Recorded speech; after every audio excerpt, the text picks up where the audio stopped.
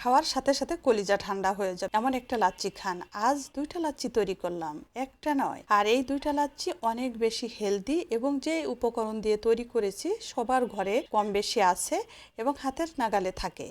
চলুন তাহলে দেখা যাক। সুপ্রিয় দর্শক, আসসালামু আলাইকুম, সবাইকে ওয়েলকাম। যে গরম পড়ছে আর এই গরমে সুস্থ থাকতে হলে বেশি করে করে লিকুইড খাবার, হেলদি খাবার খেতে হবে। আর সেই হেলদি খাবারই করে দেখাবো আপনাদের। চলুন তাহলে দেখা যাক।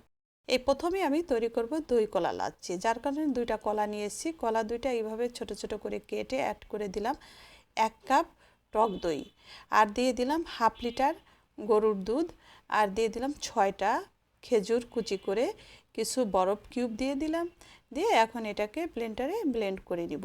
আমি পরে আরও একটু দুধ এখানে অ্যাড করব, কারণ আমি 5 গ্লাস লাচ্ছি তৈরি করব, যার কারণে আমার এখানে আরও 1 গ্লাস পরিমাণ দুধ অ্যাড করতে হবে।